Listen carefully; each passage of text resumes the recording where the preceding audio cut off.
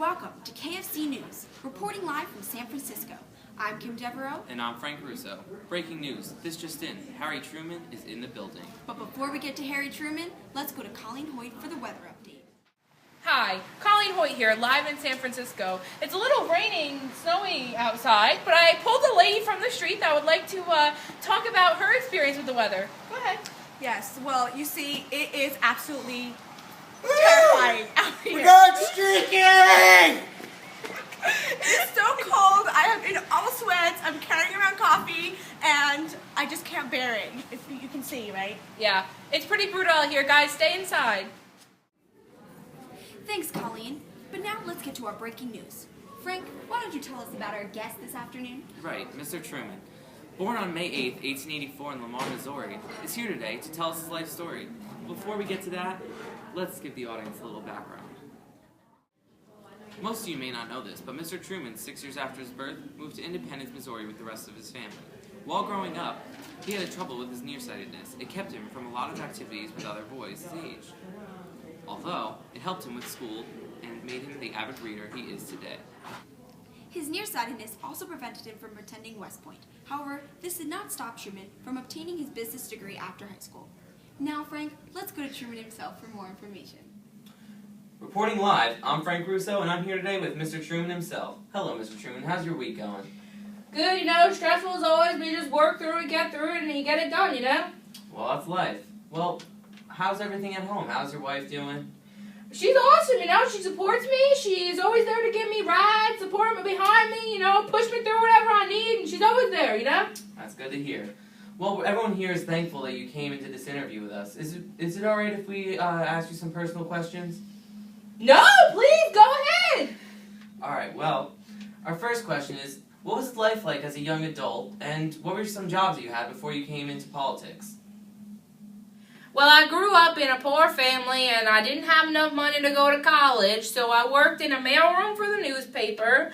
I was also a bookkeeper for 2 different banks. I was a timekeeper for a construction company that worked on the railroad, and I was also a farmer. And hey, they aren't the best jobs, but what can you do? You strive on, and you just get whatever you can. Now that we know all your jobs before you became into politics, I did hear that in between you did have a slight intrication with the military. Would you mind telling us about that? Well, I was in the Missouri National Guard, and I was captain in France, and then fortunately I got promoted to colonel, and then I decided to open a business with my friend, and it was a great business, but unfortunately it failed, and I went bankrupt. Yes, the president was bankrupt. Can you believe that? I know. And so it took me about 15 years to pay off my debt, but I finally did, and now I'm good. So that's what happened. Wow, it's shocking that you got bankrupt, but I'm very glad that you got back on your feet. Now, what about politics? How'd you get into becoming the president? Well, in 1922, I ran for county judge of Jackson County, Missouri, and I had this great supporter. His name was Phil. Phil had an uncle, Tom, that was in the Democratic Party for the United States of America, and unfortunately, I did not get the judge position in my county, but I did get recognized by Tom.